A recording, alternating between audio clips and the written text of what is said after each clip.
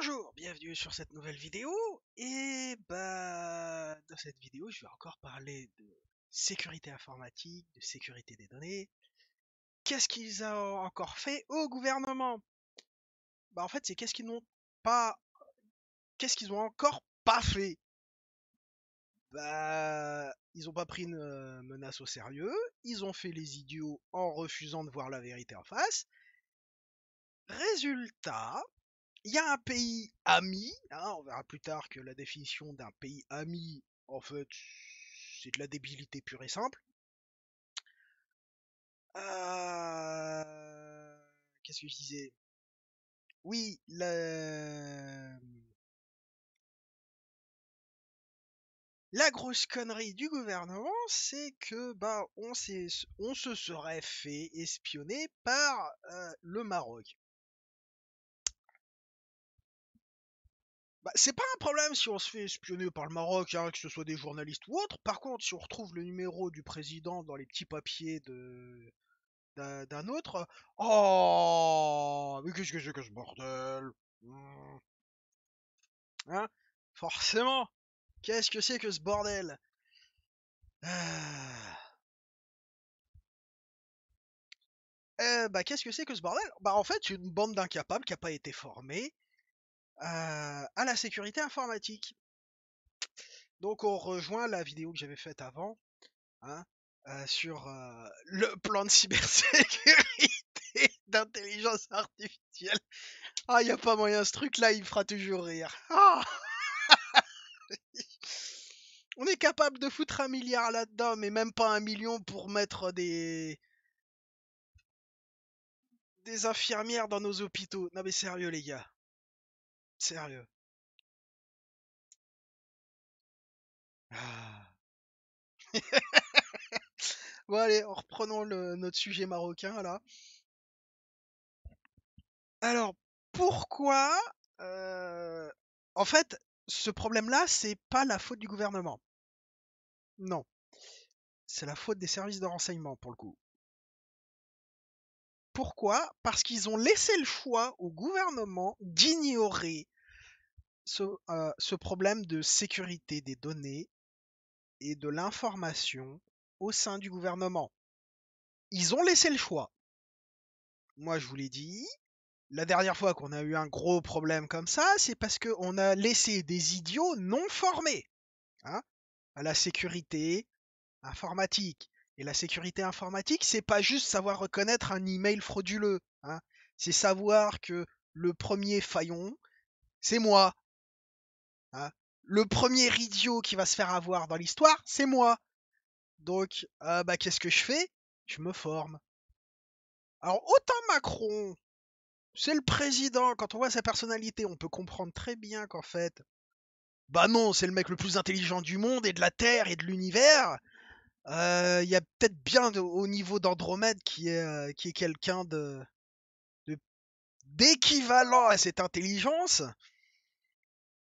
Mais attention, hein. C'est juste parce qu'on n'est pas capable d'y aller pour vérifier. Ah, bon, un peu plus sérieux. Donc, ouais, autant Macron, il est président, il peut dire allez vous faire foutre. Autant les services de renseignement, dans ce cas-là, qu'est-ce qu'ils font? Ils mettent son téléphone sur écoute, ils s'intruisent, ils s'introduisent eux-mêmes dans le téléphone de Macron. Comme ça, ils laissent pas la place aux autres. Voilà ce qui aurait dû être fait.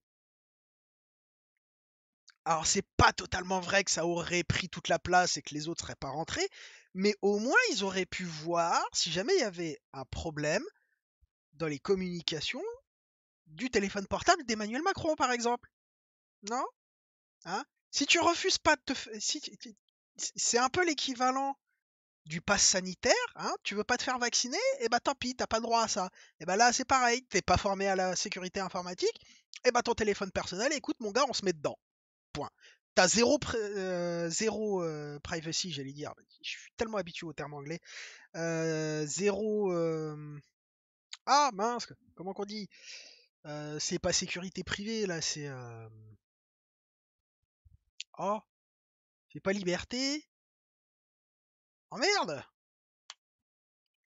Ah, parce qu'ils arrêtent pas de nous bouffer, là. T'as plus d'intimité, t'as plus rien. Voilà.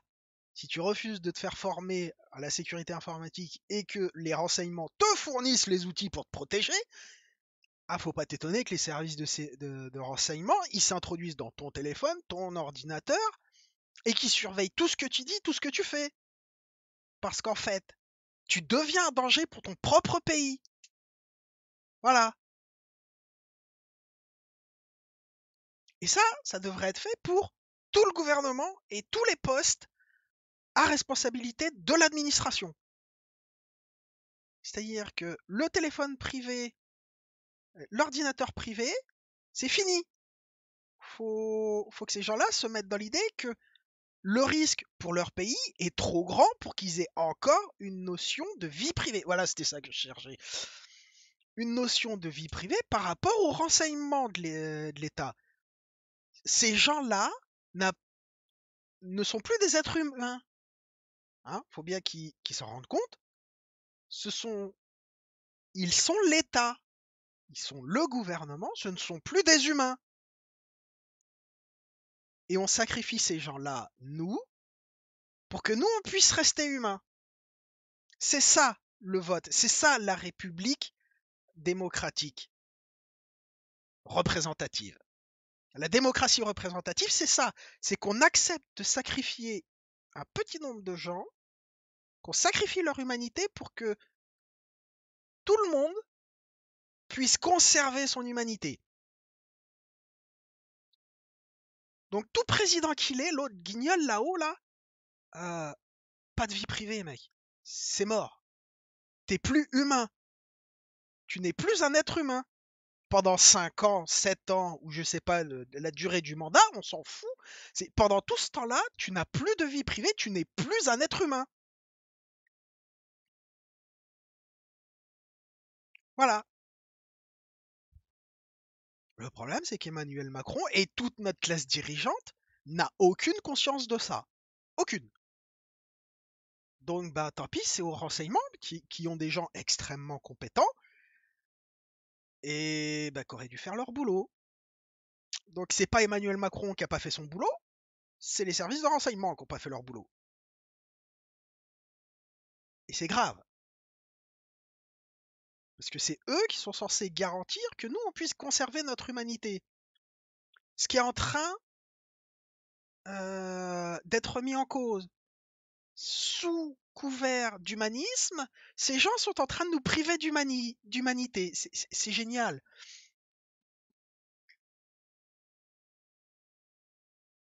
Et là, ça devient extrêmement flagrant sur ce problème de l'espionnage marocain. Alors qu'il soit vrai ou faux, là n'est pas le problème. Hein. Vous voyez bien que j'accuse pas les Marocains de l'avoir fait ou pas. Ça pourrait très bien être les Américains, de toute façon ils l'ont fait, et on a réagi exactement de la même manière. Sauf que là, on avait prévenu euh, les dirigeants, et ils ont fait pareil. Donc s'ils ont fait pareil, c'est que les services de renseignement, ils ont à nouveau fait de la merde. Point. Ah, on n'est pas censé surveiller le président. J'en ai rien à foutre. Ce gars-là est censé me représenter, est censé représenter l'intégralité des Français. Ce gars-là n'est plus humain pendant 5 ans. Ce n'est plus un être humain à part entière. C'est 60 millions de Français à la fois. Ce mec n'est plus humain.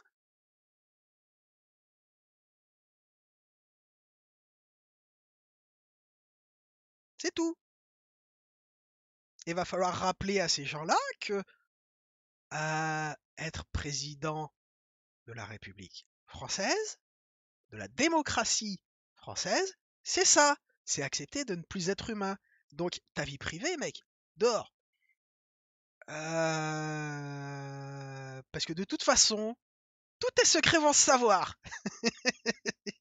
Hein. La fille cachée de l'autre, là, qui se prenait pour Dieu aussi, là. La fille cachée de Mimite, on l'a su. Les écoutes téléphoniques de Mimite, on l'a su. Le fait qu'il ait envoyé des barbouzes pour aller couler un bateau de Greenpeace parce que ça faisait chier pour les affaires, on l'a su. Les affaires du diamantaire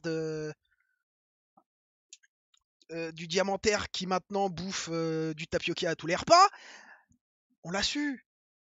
Sarkozy qui a reçu de l'argent de la Libye, on l'a su. Son divorce, on l'a su. On saura tout à un moment donné. Pendant 5 ans, les gars, vous n'êtes plus humain. Le droit humain ne s'applique plus à vous. C'est le concept même de la démocratie française. Enfin, de la démocratie représentative française. Tout élu perd son statut humain. Donc il faut accepter que nous ne soyons plus des humains. Je tourne en rond, mais j'insiste là-dessus. Du coup, ça justifie le fait que les services de renseignement, qui sont eux des humains, vu qu'ils ne sont pas élus, hein, qu'est-ce qui se passe de ces gens-là? Bah, ils imposent des mesures restrictives et ils font comprendre aux non-humains que bah, si on les a mis à un stade non-humain supérieur, ça implique des responsabilités et qu'on va vous les faire. On va vous les imposer en fait, ces responsabilités. Vous les voulez pas, vous démissionnez. Voilà, voilà. Ah, qu'est-ce que je peux dire de plus sans tourner en rond? Oui, oui, forcément, un peu de géopolitique. Des pays amis. Non. Alors, qu'est-ce que je peux dire d'autre? Ah bah oui, je vous ai. Alors, je le dis tout le temps à ceux avec qui je discute sur Discord ou autre, mais la paranoïa en sécurité informatique paye plus que la confiance. À chaque fois qu'on fait confiance, c'est là où on se fait avoir, hein. D'ailleurs, c'est là-dessus que repose la majorité des piratages, c'est sur la confiance, hein. Les dernières grosses attaques, c'est parce que il y a eu un élément auquel une entreprise ou un personnel a fait confiance, qui a été détourné de son utilisation, et donc, ben, c'est, comment dire, c'est fini, c'est foutu. La personne, elle est rentrée dans le réseau, elle a eu les données, et vous vous êtes fait niquer. Pourquoi? Parce que vous avez fait confiance à quelque chose alors que vous auriez pas dû. Donc la paranoïa en sécurité informatique paye toujours. Toujours. Voilà. Et ça s'applique aussi avec les relations internationales. D'accord, hein? Sinon, après, on fait les vierges effarouchées. Ah, on fait espionner par un pays ami. Non, les pays amis, ça n'existe pas. Ce ne sont que des pays ennemis avec lesquels on a des accords pour pas se taper dessus. Ça s'appelle des alliés. Voilà. Alors pourquoi on a des accords pour pas se taper dessus? Parce que généralement, si on décide de se taper l'un sur l'autre, ça finit mal pour les deux. Ou alors c'est parce que, ouais, non, si, quand on a une alliance comme ça, c'est parce qu'on sait qu'on va perdre, les deux vont perdre, prendre tellement cher que ça vaut pas le coup de se taper dessus. D'accord?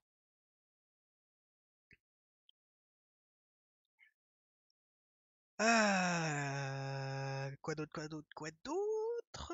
Euh...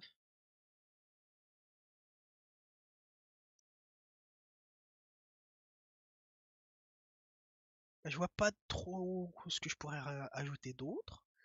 J'ai parlé de la paranoïa, j'ai parlé de la géopolitique, j'ai parlé du statut particulier des élus dans la République française, et qu'en fait le problème ne vient pas du gouvernement, ça je l'ai dit, et je le répète, ce sont les services de renseignement qui n'ont pas fait leur boulot.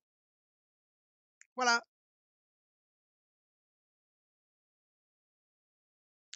Quoi d'autre, quoi d'autre, quoi d'autre? Bah, c'est à peu près tout. Donc bah j'espère que la vidéo vous a plu, que la politique ça vous plaît, parce que je vais en faire de plus en plus, et probablement faire une chaîne là-dessus, parce que y en a marre de leurs conneries à eux, et il est temps qu'Emmanuel Macron et les prochains comprennent que les Français, c'est fini. Ils savent ce que je viens de dire juste avant et sur lequel j'ai insisté très lourdement, que les élus ne sont pas des êtres humains. D'accord? Être un représentant de la nation, c'est perdre son humanité. ce qu'avait accepté Charles de Gaulle, hein, ce qu'avaient accepté les gens jusqu'à Mitterrand, et jusqu'à un certain degré Chirac. Mais après ça, plus personne n'a compris ça. Personne. Du moins à la présidence. On a un certain Jean Lassalle qui semble avoir compris ça sans avoir mis les mots dessus. On en a quelques-uns d'élus qui sont comme ça. Euh, Mais franchement, des personnes qui ont compris ça et qui l'ont accepté, enfin déjà qui l'ont compris, il y en a pratiquement plus, mais qui en plus, dans ceux qui l'ont compris, l'acceptent, il y a vraiment que Jean Lassalle, je pense, qui est encore comme ça. Il y a peut-être Asselineau qui le sait, qui le comprend. Est-ce qu'il l'accepte? J'en sais rien. Mais a priori, il l'accepte.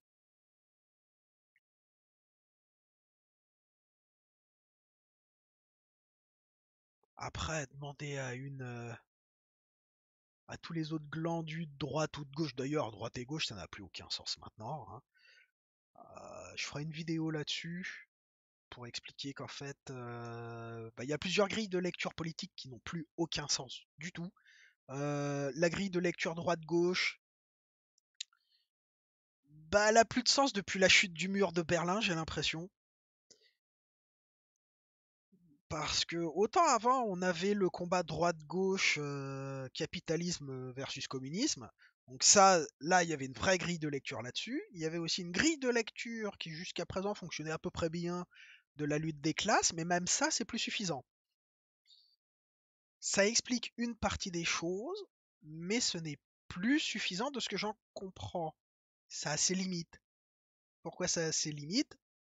Bah, parce que la société a évolué et qu'on n'est plus sur une lutte des classes, on est sur un truc qui y ressemble mais qui n'en est pas une. Parce qu'on a une vraie scission entre les élites et le reste de la population. Et c'est au lieu, si vous voulez, que les élites imposent leur manière de vivre, de penser, de voir aux classes inférieures, elles sont en train de s'en désolidariser. Donc c'est pas de la lutte des classes là, c'est de la fuite des classes. Ça n'a plus rien à voir. Donc ça explique partiellement ce qu'on observe, parce qu'il y a quand même encore une partie de ces élites qui cherchent à imposer leur vision, mais plus pour alimenter du capitalisme, donc pour faire vendre, adoptons un mode de vie bourgeois pour consommer, et ce n'est que dans ce cadre-là que la lutte des classes peut être utilisée. Comme je vous l'ai dit, la lutte des classes n'explique pas, de ce que j'en comprends, la fuite des élites. Hein, c'est plus une lutte frontale, c'est tout le monde dans le même sens. Sauf qu'il y en a, le petit peuple là, il cherche à rattraper l'autre, il n'y arrive pas. Pourquoi? Parce qu'il n'a pas les moyens. Et les autres, vu qu'ils ont bouffé tous les moyens, ils sont loin loin devant, puis ils font la voyure, c'est le gueux. Voilà. Donc j'ai bien digressé, mais je suis tout gardé. Hein. Et puis je vous dis à une prochaine les gars. Bye bye.